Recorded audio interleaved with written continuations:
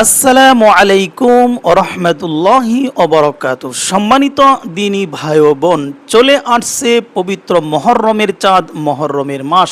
সুবহানাল্লাহ। সম্মানিত দিনী ভাই ও বোন, আল্লাহ সুবহানাহু তাআলা এই মহররম চাঁদের মধ্যে এমন দুটি ইবাদত আমল রেখেছেন, যে দুটি ইবাদত, যে দুটি আমলের মাধ্যমে আল্লাহ সুবহানাহু তাআলা আপনার আমার গোটা জিন্দেগিকে পরিবর্তন করে দিবেন। সুবহানাল্লাহ। এই মাসে দুটি ইবাদতের মাধ্যমে আল্লাহ সুবহানাহু তাআলা আপনার গোটা জিন্দেগির সমস্ত গুনাহ খাতাগুলোকে আল্লাহ সুবহানাহু তাআলা মাফ করে দিবেন। সম্মানিত দ্বীনি ভাই ও বোন, এই মুহররম মাসের দুটি ইবাদতের মাধ্যমে আল্লাহ সুবহানাহু তাআলা আপনার পরিবার থেকে রিজিকের অভাবকে আল্লাহ তাআলা দূর করে দিবেন।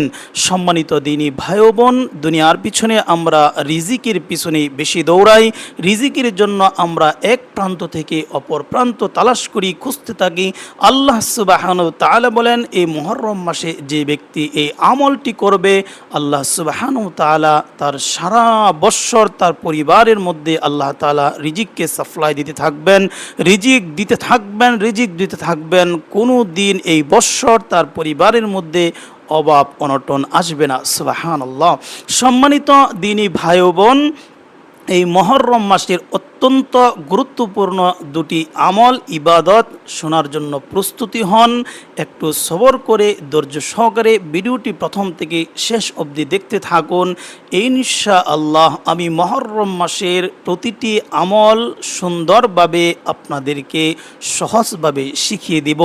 এই নিয়মে যদি আপনি মুহররম মাসের এই দুটি ইবাদত আপনি করতে পারেন, আল্লাহর কসম করে বলি, হাদিসে পাকের মধ্যে আসছে, আল্লাহ রসুল বলেন, আল্লাহ কোরআনে বলেন, যে ব্যক্তি এই দুটি ইবাদত, এই দুটি আমল এই মুহররম মাসের মধ্যে করবেন, আল্লাহ সুবহানাহু তাআলা অবশ্যই তার বিপদ আপদ বালা মুসিবত রিজিকের অভাব আল্লাহ তাআলা দূর করে দিবেন। সুবহানাল্লাহ।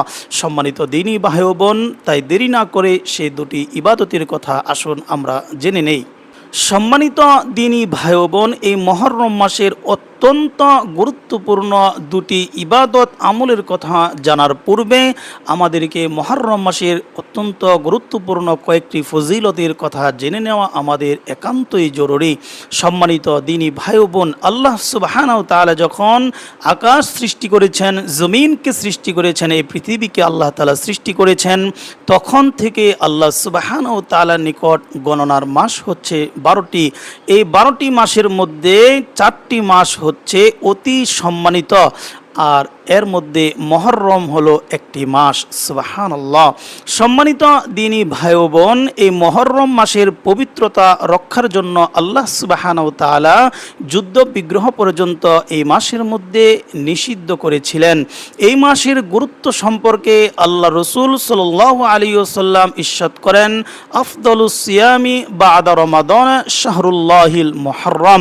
রমজান মাসের রোজার পরে সবচেয়ে গুরুত্বপূর্ণ ফজিলতপূর্ণ রোজার মাস হলো মুহররম মাসের রোজা। সুবহানাল্লাহ। এটি মুসলিম শরীফের হাদিস। সুতরাং মুহররম হচ্ছে একটি গুরুত্বপূর্ণ মাস। মুহররম মাস হলো একটি ফজিলতপূর্ণ সওয়াব অর্জন করার মাস। এই মাসের 10 তারিখকে আশুরা বলা হয়। আশারা মানে 10। এই শব্দ থেকে আশুরা শব্দটি গঠিত হয়েছে। এর অর্থ হলো 10 তারিখের দিন। এই মুহররম মাসের অনেক ফজিলত, তার মধ্যে একটি ফজিলত আপনাদেরকে শোনাই। রাসূল সাল্লাল্লাহু আলাইহি ওয়াসাল্লামের এক হাদিসের মধ্যে আসছে, আল্লাহ রসুল ইরশাদ করেন, সিয়ামু ইয়াউমি আশুরা আহতাসিবু আলাল্লাহি আইয়ুকাফিরু সানাতাল্লাতী ক্বাবলা। রাসূল সাল্লাল্লাহু আলাইহি ওয়াসাল্লাম ইরশাদ করেন, আমি আল্লাহ সুবহানাহু তাআলার কাছে আশা রাখি যে আশুরার রোজা দ্বারা আল্লাহ সুবহানাহু তাআলা আমার বিগত 1 বছরের ছোট ছোট সমস্ত গুনাহ খাতাগুলোকে মাফ করে দিবেন। সুবহানাল্লাহ। এটি মুসলিম শরীফের একটি হাদিস। সম্মানিত দ্বীনি ভাই ও বোন, এই মাসের মধ্যে আল্লাহ সুবহানাহু তাআলা 10 তারিখের যে দিন আশারা মানে 10, এই 10 তারিখের দিনে আল্লাহ সুবহানাহু তাআলা আদম আলাইহিস সালামকে সৃষ্টি করেছেন। এই 10 তারিখের দিনে আল্লাহ সুবহানাহু ওয়া তাআলা এই পৃথিবীকে সৃষ্টি করেছেন, এই 10 তারিখের দিনে আল্লাহ সুবহানাহু ওয়া তাআলা এই পৃথিবীকে ধ্বংস করবেন। এই 10 তারিখের দিনে আল্লাহ সুবহানাহু ওয়া তাআলা হযরতে আদম আলাইহিস সালাতু ওয়াস সালামকে দুনিয়াতে প্রেরণ করেছেন। এই 10 তারিখের দিনে আল্লাহ সুবহানাহু ওয়া তাআলা হযরতে ইব্রাহিম আলাইহিস সালাতু ওয়াস সালামকে নমরুদের অগ্নিকুণ্ড থেকে আল্লাহ সুবহানাহু ওয়া তাআলা তাকে হেফাজত করেছেন, উদ্ধার করেছেন। এই 10 তারিখের দিনে হযরত ইউনুস আলাইহিস সালামেরকে মাছের পেট থেকে আল্লাহ তাআলা উদ্ধার করেছেন। সুবহানাল্লাহ। এই 10 তারিখের দিন হচ্ছে ভাঙা গড়ার দিন, তাই এই 10 তারিখ অত্যন্ত গুরুত্বপূর্ণ। সম্মানিত দিনী ভাই ও বোন, এই মাসের মধ্যে একটি অত্যন্ত আশ্চর্যজনক তাজ্জব ঘটনা হচ্ছে, হযরত ইউনুস আলাইহিস সালাম বৃহৎ আকারে এক সামুদ্রিক মাছের পেট থেকে তিনি উদ্ধার হয়েছিলেন। সুবহানাল্লাহ। এই মাছের পেট থেকে তিনি কি দোয়া করে, কি ইস্তেগফার করে উদ্ধার হয়েছিলেন, সেই গুরুত্বপূর্ণ ইস্তেগফার দোয়াটি আমি আজকে আপনাদেরকে শিখিয়ে দিব। যে দোয়াটি আপনারা শুধু মাছের পেট নয়, যে কোনো জায়গায় আপনারা যদি আমল করতে পারেন, সে ইস্তেগফার যদি আপনারা পড়তে পারেন, আল্লাহ সুবহানাহু ওয়া তাআলা আপনাদেরকে সেই বিপদ আপদ থেকে হেফাজত করবেন। সুবহানাল্লাহ। সম্মানিত দিনী ভাই ও বোন, আল্লাহ সুবহানাহু ওয়া তাআলা হযরতে ইউনুস আলাইহিস সালামকে ইরাকের মুসেল প্রদেশে নীলওয়াবাসীদের নিকট প্রেরণ করেছিলেন। সেখানে 1 লক্ষেরও বেশি অধিবাসী ছিল। আল্লাহর পয়গম্বর হযরতে ইউনুস আলাইহিস সালাম তাদেরকে এক আল্লাহ তাআলার প্রতি আহ্বান করেছিলেন, এক আল্লাহর ইবাদত করার জন্য আহ্বান করেছিলেন। কিন্তু সেই অধিবাসীরা, সেই লোকেরা হযরত ইউনুস আলাইহিস সালামকে মিথ্যুক বলে তার কাছে কোনো মানুষ ঈমান আনে নাই। ইউনুস আলাইহিস সালাম তাদেরকে দাওয়াত দিতে দিতে এক পর্যায়ে যখন দেখে কোনো মানুষ ঈমান আনতেছে না, তখন ইউনুস আলাইহিস সালাম সেই এলাকা ছেড়ে অন্যত্র চলে যাচ্ছেন। অতঃপর হযরতে ইউনুস আলাইহিস সালাতু ওয়াস সালাম সমুদ্রের তীরে গিয়ে একটি নৌকার মধ্যে, কিস্তির মধ্যে উঠে পড়লেন। যখন সেই নৌকাটি ভাসিয়ে দিল, নদীর মাছ বরাবর গেল, এমন তুমুল ঝড়ে পতিত হলো নৌকাটি এরকম নদীর তলদেশে ডুবে যাবে, এরকম একটা সিচুয়েশন, এরকম একটা অবস্থা যখন তৈরি হলো, তখন নৌকার মাঝি বলতেছে, নিশ্চয় এই নৌকার মধ্যে এমন কোনো লোক আছে যে লোকটি তার মালিকের অবাধ্য হয়ে মালিককে না বলে এখানে পালিয়ে এসেছে। অতঃপর হযরত ইউনুস আলাইহিস সালাতু ওয়াস সালাম বললেন, আমি সেই লোক, যে লোক মালিকের অবাধ্য হয়ে তার সীমানা লঙ্ঘন করে সে এরিয়া থেকে পালিয়ে আসছে, যার কারণে আজকে এই নৌকা তুমুল জোরে পতিত হয়েছে। আমি সে অপবিত্র ব্যক্তি, আমি সে সীমানা লঙ্ঘনকারী। তোমরা আমাকে এই নৌকা থেকে ফেলে দিয়ে এই নৌকাকে পবিত্র করে নৌকা নিয়ে চলে যাও। কিন্তু হযরত ইউনুস আলাইহিস সালাতু ওয়াস সালামের এই নির্দোষ নিষ্পাপ পবিত্র চেহারা দেখে তারা কোনোভাবেই বুঝতে পারতেছে না যে এই লোকটি অপরাধী, সীমা লঙ্ঘনকারী হতে পারে। অতঃপর তারা বলল যে লটারি হবে, লটারির মাধ্যমে যার নাম উঠবে তাকেই নদীতে ফেলা হবে।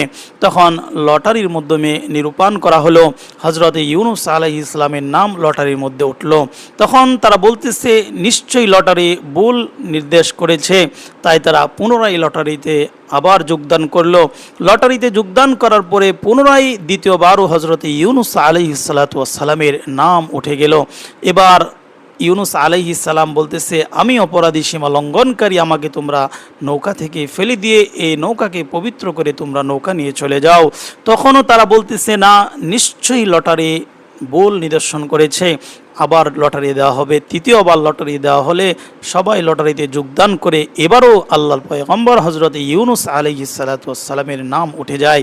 ইউনুস আলাইহিস সালাতু ওয়াস সালাম তৃতীয়বার নাম ওঠার পরেও তারা যখন তাকে নদীর মধ্যে ফেলতেছে না, তখন ইউনুস আলাইহিস সালাম দেখলেন যে আমার জন্য এতগুলো আরোহী ডুবে মরবে, তা হতে পারে না। তখন সেই নিজেই একাই নদীর মধ্যে ঝাঁপ দিয়ে দিলেন। নদীর মধ্যে যখন ইউনুস আলাইহিস সালাতু ওয়াস সালাম নেমে পড়লেন, ঝাঁপ দিলেন, তখন আল্লাহ তাআলার হুকুমে বৃহৎ আকারে এক মাছ হযরত ইউনুস আলাইহিস সালাতু ওয়াস সালামকে গিলে ফেললেন। ইউনুস আলাইহিস সালাম নিজেকে মৃত ভাবলেন, মনে হয় যে উনি মারা গেছেন। কিছুক্ষণ পর যখন তিনি বুঝতে পারলেন তার হাত সঞ্চালন নড়াচড়া করতেছে, পা নড়াচড়া করতেছে, তখন ইউনুস আলাইহিস সালাম বুঝতে পারলেন যে তিনি মারা যান নাই। ইউনুস আলাইহিস সালাতু ওয়াস সালাম তখন সেই মাছের পেটের ভিতরে এরকমভাবে ইবাদত, ইস্তেগফার, দোয়া দরুদ করতেছেন, আল্লাহ সুবহানাহু ওয়া তাআলার দরবারে মাছের পেটের মধ্যে সিজদায় পড়ে চোখের পানি ছেড়ে দিয়ে বলতেছেন, হে আল্লাহ, আমি এমন এক স্থানে মসজিদ বানিয়ে নিয়েছি, এমন এক জায়গায় আমি ইউনুস সিজদা করেছি যা পৃথিবীর কোনো মানুষ, পৃথিবীর কোনো মাখলুক এখানে সিজদা করে নাই। আমি এমন এক স্থানকে মাছের পেটের মধ্যে আমি মসজিদ বানিয়ে তোমাকে সিজদা করতে, সুবহানাল্লাহ। এরকমভাবে উনি আল্লাহ তাআলার দরবারে মাছের পেটের মধ্যে সিজদা দিয়ে বারবার রোনাজারি করে বিভিন্ন ইস্তেগফার করে অতঃপর হযরত ইউনুস আলাইহিস সালাতু ওয়াস সালাম আল্লাহ তাআলার দরবারে এই দোয়া ইস্তেগফার বলতেছেন, করতেছেন। ফানাদা ফিজ যুলুমাতি আল্লা ইলাহা ইল্লা আনতা সুবহানাকা ইন্নী কুনতু মিনাজ জালিমিন ফাস্তাজাবনা লাহু ওয়া নাজ্জাইনাহু মিনাল গাম ওয়া কাযালিকা নুনজিল মুমিনিন। সুবহানাল্লাহ।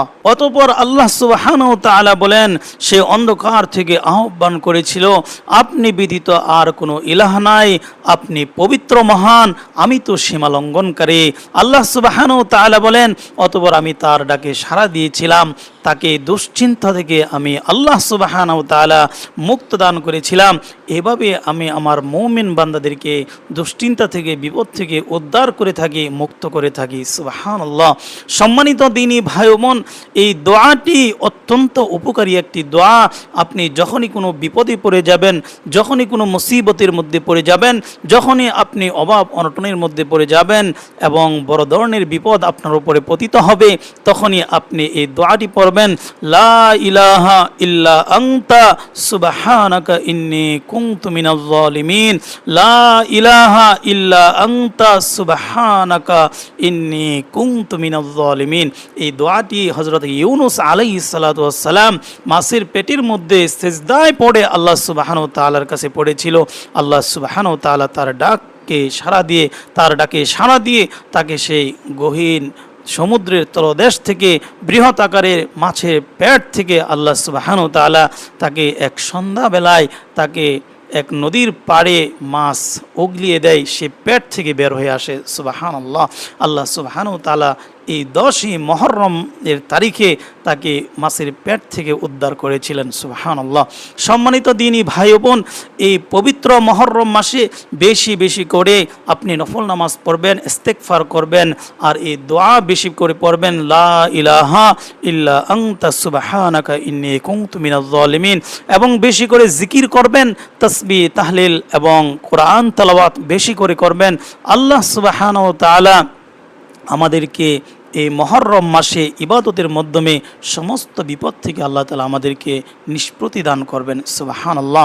সম্মানিত দ্বীনী ভাই ও বোন, এই মুহররম মাসের অত্যন্ত গুরুত্বপূর্ণ যে আমলটির কথা আমি বলেছিলাম, আল্লাহ সুবহানাহু ওয়া তাআলা তার রসুল প্যারে মুহাম্মদুর রাসূলুল্লাহ সাল্লাল্লাহু আলাইহি ওয়াসাল্লাম বলেন, সিয়ামু ইয়াউমি আশুরা আহতাসিবু আলাল্লাহি আইয়ুকাফিরুস সানাতাল্লাতী ক্বাবলা। রাসূল সাল্লাল্লাহু আলাইহি ওয়াসাল্লাম ইরশাদ করেন যে, আমি আল্লাহ সুবহানাহু ওয়া তাআলার দরবারে আশা রাখি যে মুহররম মাসের রোজা দ্বারা আল্লাহ সুবহানাহু ওয়া তাআলা বিগত 1 বৎসরের সমস্ত গুনাহ খাতাগুলোকে আল্লাহ তাআলা আমাকে মাফ করে দিবেন। সুবহানাল্লাহ। সম্মানিত দ্বীনী ভাই ও বোন, এই মুহররম মাসের রোজা কিভাবে রাখবেন, কতটি রাখবেন, আসুন জেনে নেই। এই মুহররম মাসে ইহুদিরা রোজা রাখে একটি, আর রাসূল সাল্লাল্লাহু আলাইহি ওয়াসাল্লাম ইরশাদ করেন, এই মুহররম মাসে তোমরা রোজা রাখবে 2টি। এই রোজা রাখবেন আপনারা 9 তারিখ একটি রাখবেন, 10 তারিখ একটি রাখবেন, 2টি হলো।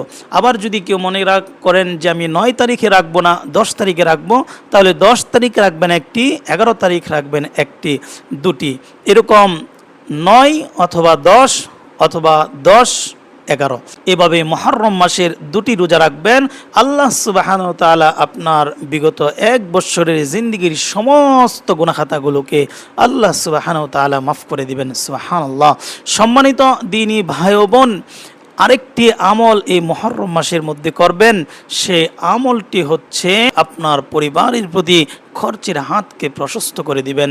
কারণ রাসূল সাল্লাল্লাহু আলাইহি ওয়াসাল্লাম ইরশাদ করেন, এই মুহররম মাসে যে ব্যক্তি তার পরিবারের উপর খরচের হাতকে প্রশস্ত করে দিবেন, আল্লাহ সুবহানাহু ওয়া তাআলা সারা বৎসর তার পরিবারের উপরে আল্লাহ তাআলা বৃষ্টির ন্যায় তার পরিবারের উপরে রিজিক দিতে থাকবেন। সুবহানাল্লাহ।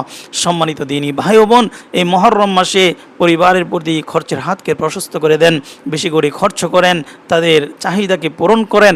ইনশাআল্লাহ আল্লাহ সুবহানাহু ওয়া তাআলা আপনার মনের আশা আকাঙ্ক্ষা আল্লাহ তাআলার গায়বী খাজানা থেকে আপনাকে পূরণ করে দিবে।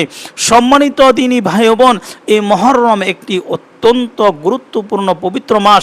তাই আমি বলবো, রমজান মাসে যেরকম আমরা সমস্ত গুনাহখাতা থেকে বেঁচে থেকেছি, ঠিক তেমনিভাবে এই মুহররম মাসেও আমরা সমস্ত রকমের গুনাহ থেকে বেঁচে থাকব, সমস্ত রকমের পাপাচার থেকে আল্লাহ সুবহানাহু ওয়া তাআলার কাছে পানাহ চাইব। আর বেশি বেশি করে আমরা ইস্তেগফার করব, দোয়া করব, বেশি করে আহবিন নামাজ পড়ব, তাহাজ্জুদ নামাজ পড়ব, চাশতের নামাজ পড়ব, এরকমভাবে এরকম তাহাজ্জুদের নামাজ পড়ে আল্লাহ সুবহানাহু ওয়া তাআলার দরবারে চোখের পানি ছেড়ে দিয়ে রোনাজারি করব। আল্লাহ তাআলার কাছে এই মুহররম মাসে যে যা চাইবে চোখের পানিগুলো ছেড়ে দিয়ে কাঁদবে, আল্লাহ সুবহানাহু ওয়া তাআলা অবশ্যই তার দোয়াকে কবুল করবেন, অবশ্যই তার চোখের পানিকে কবুল করে নেবেন। তাই আমি বলবো, এই মুহররম মাসে বেশি করে কোরআন তেলাওয়াত করেন, বেশি করে জিকির করেন, বেশি করে ইস্তিগফার করেন, বেশি করে দোয়া করেন, লা ইলাহা ইল্লা আনতা সুবহানাকা ইন্নী কুনতু মিনাজ জালিমিন। বেশি করে পরিবারের প্রতি খরচের হাতকে প্রশস্ত করে দেন। এবং যে দুটি ইবাদত না করলেই নয়, একটি হচ্ছে রোজা, দ্বিতীয়টি হচ্ছে পরিবারের প্রতি খরচের হাত প্রশস্ততা। আল্লাহ তাআলা আমাদেরকে এই মুহররম মাসের আমলগুলো পরিপূর্ণভাবে আমল করার তৌফিক দান করুক।